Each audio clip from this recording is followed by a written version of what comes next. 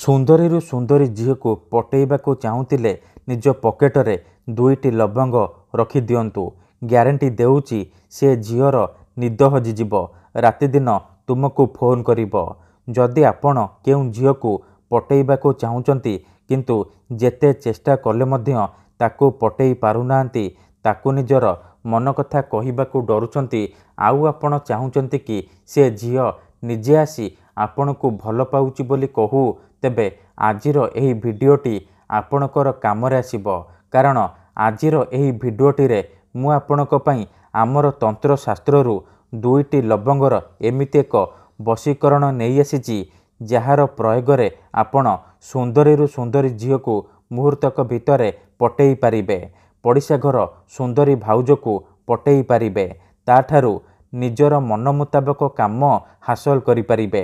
ଏହି ବଶୀକରଣ କରିବା ପାଇଁ ଆପଣଙ୍କୁ କୌଣସି ପ୍ରକାର ମନ୍ତ୍ରତନ୍ତ୍ର କରିବାକୁ ପଡ଼ିବନି କିମ୍ବା କିଛି ବି ପଇସା ଖର୍ଚ୍ଚ କରିବାକୁ ପଡ଼ିବନି।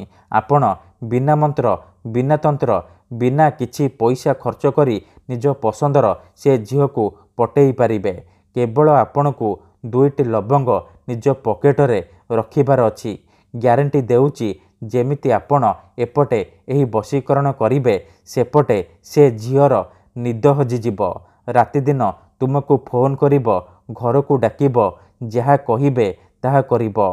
ନମସ୍କାର ଫ୍ରେଣ୍ଡସ୍, ଆମର ଚ୍ୟାନେଲକୁ ଆପଣମାନଙ୍କୁ ସ୍ୱାଗତ। ଯଦି ଆପଣ ଝିଅ ପଟେଇବାକୁ ଚାହୁଁଛନ୍ତି, ବିବାହିତା ଭାଉଜକୁ ପଟେଇବାକୁ ଚାହୁଁଛନ୍ତି, ତେବେ ଆଜିର ଏହି ଭିଡ଼ିଓଟିକୁ ପୁରା ଧ୍ୟାନ ସହିତ ଶେଷ ପର୍ଯ୍ୟନ୍ତ ଦେଖନ୍ତୁ।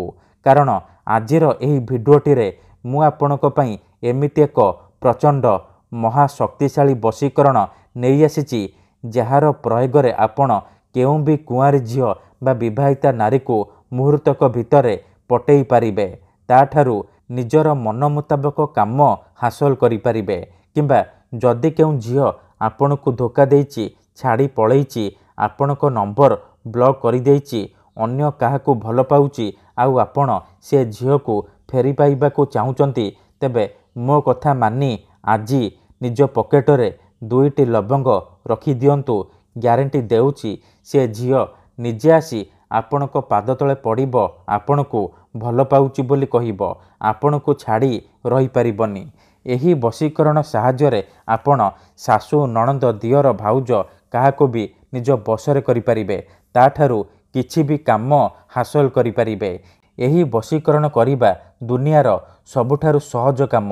ଏହି ବଶୀକରଣ ଆପଣ କିପରି କରିବେ, ଚାଲନ୍ତୁ ଜାଣିବା। ବିଧିଟି ଜାଣିବା ପୂର୍ବରୁ ଯଦି ଆପଣ ଆମ ଚ୍ୟାନେଲକୁ ପ୍ରଥମ ଥର ଆସିଛନ୍ତି, ତେବେ ଦୟାକରି ଚ୍ୟାନେଲକୁ ସବସ୍କ୍ରାଇବ୍ କରି ପାଖରେ ଥିବା ବେଲ୍ ଆଇକନ୍କୁ ମଧ୍ୟ ଦବାଇ ଦିଅନ୍ତୁ, ଯାହାଦ୍ୱାରା ଆମେ ଯେଉଁ ବି ଭିଡ଼ିଓ ଅପଲୋଡ଼ କରିବୁ ସର୍ବପ୍ରଥମେ ଆପଣ ଦେଖିପାରିବେ। ତେବେ ଚାଲନ୍ତୁ ଜାଣିବା ଏହି ବଶୀକରଣ ଆପଣ କିପରି କରିବେ। ବଶୀକରଣ କରିବା ପୂର୍ବରୁ ବଶୀକରଣ ବିଷୟରେ କିଛି ନିୟମ ବିଧି ଜାଣି ରଖନ୍ତୁ। ଆପଣଙ୍କର ବଶୀକରଣ 100ରୁ 100% କାମ କରିବ। ବଶୀକରଣ କ'ଣ ପାଇଁ କରାଯାଏ?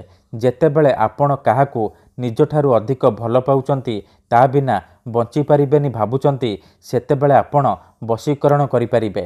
କିମ୍ବା ଯଦି କେଉଁ ଲୋକ ବିନା କାରଣରେ ଆପଣଙ୍କୁ ହଇରାଣ କରୁଛି, ଆପଣଙ୍କର ଘର ପରିବାର ଉପରେ ଖରାପ ନଜର ପକାଉଛି, ଏହିପରି ପରିସ୍ଥିତିରେ ଆପଣ ବଶୀକରଣ କରିପାରିବେ। କାହିଁକି ନା କେତେଥର ଏମିତି ହେଇଥାଏ କି ଆମର ଶତ୍ରୁ ପଇସାରେ ଆଉ ଶକ୍ତିରେ ଆମଠାରୁ ବଳବାନ ହେଇଥାଏ, ଆଉ ଆମେ ଚାହିଁକି ବି ତାର କିଛି କରିପାରୁନାହୁଁ। ଏହିପରି ପରିସ୍ଥିତିରେ ଆପଣ ବଶୀକରଣ କରିପାରିବେ।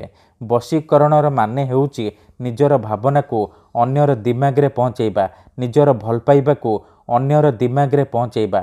ମାନେ ଆପଣ ଯେଉଁ ଝିଅ ବା ମହିଳାକୁ ପଟେଇବାକୁ ଚାହୁଁଛନ୍ତି, ତାହାର ଦିମାଗରେ ଆପଣଙ୍କ ଭାବନାକୁ ପହଞ୍ଚାଇବା। ତେବେ ବଶୀକରଣ କରିବା ପୂର୍ବରୁ କିଛି କଥା ମନେ ରଖନ୍ତୁ। ମନ୍ତ୍ର, ତନ୍ତ୍ର, ଯନ୍ତ୍ର, ବଶୀକରଣ ଏମିତି ସେମିତି କାମ କରେନି। ମନରେ ସମ୍ପୂର୍ଣ୍ଣ ବିଶ୍ୱାସ, ନିଷ୍ଠା ଆଉ ଏକାଗ୍ରତାର ସହିତ ଆପଣଙ୍କୁ ଏହି ବଶୀକରଣ କରିବାକୁ ପଡ଼ିବ।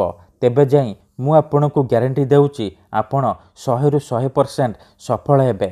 ଦେଖନ୍ତୁ, ଯେଉଁପରି ଆପଣ ଭଗବାନଙ୍କୁ ମାନୁଛନ୍ତି, ଭଗବାନଙ୍କ ଉପରେ ବିଶ୍ୱାସ ରଖିଛନ୍ତି, ନିଜର ସବୁ ଦୁଃଖ, କଷ୍ଟ, ଅସୁବିଧା ଭଗବାନଙ୍କୁ ଜଣାଉଛନ୍ତି, ଯଦି ସେ ଅସୁବିଧାର ସମାଧାନ ନ ହେଲା, तार माने नुहे कि भगवान नांती। सेहीपरि मंत्रतंत्र हुए, वशीकरण काम करे, किंतु यहाकू आपणकू सिद्ध करने को पड़िबो। प्रयोग विधि को ठीक भाबरे करने को पड़िबो। मंत्र ठीक से उच्चारण करने को पड़िबो। तेबे जाई मु आपणकू ग्यारंटी देउची आपण जहाकू चाहिए ताकू पटेई पारिबे। जदि गोटिए थररे वशीकरण सफल हेउनी द्वितीय थर चेष्टा करंतु, निहाती भावे सफल हेबे।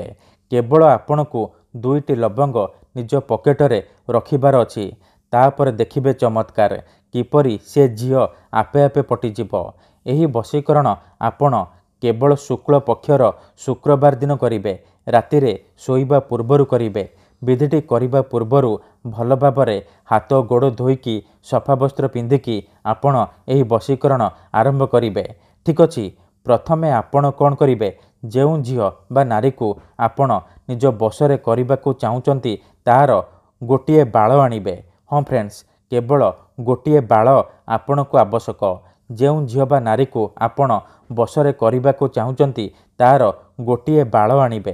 तापरे 2टा लवंग आनिबे आउ अल्प टिके लाल सिंदूर आनिबे। एतिकी जिनिस आनी सारिबा परे निज घरे कौनसी एक जगार नाली रंगर आसन पकेकी पश्चिम दिग को मुह करिकी बसी पड़िबे। तापरे जो झियर बाल आनिछंती से बाल को 2टा लवंगरे भल भाबरे गुड़े गुड़े बांधी देबे। बांधी सारिबा परे सेथिरे सिंदूर लगेई देबे। एतिकी करि सारिबा परे से लवंग को डाहाण हातरे मुठेईकी धरिबे आउ आखि बंद करिकी सेई झियो बा नारी को मने मने भाबिबे। तार मुह को निज मनरे भाबिबे। भाबी सारिबा परे आपण कौन करिबे, 7 थर सेई झियो बा महिलार नाम कहिबे। तापरे से लवंगरे गोटिए थर फुंकी देबे। फुंकी सारिबा परे आपण कौन करिबे, सांगे सांगे से लवंग जाली देबे। से जो झियर बाल गुड़िया होइतिबो सेई सहित से लवंग को जाली देबे। जली सारिबा परे बाकी जहाँ भी बलिकी रहिबो आपण कौन करिबे, ताकू खंडे कागजरे मुड़िकी निज पकेटरे किंबा मनी पर्स रखिदेबे। ग्यारंटी देउची जेपर्यंत से लवंगर पाउंस आपणक पाखरे थिबो से झियो हेउ बा विवाहिता नारी आपणक प्रेमरे दीवानी हेइकी रहिबो। आपणकर सबु कथा मानिबो। आपण ताकू जहा कहिबे से करिबो। धन्यवाद।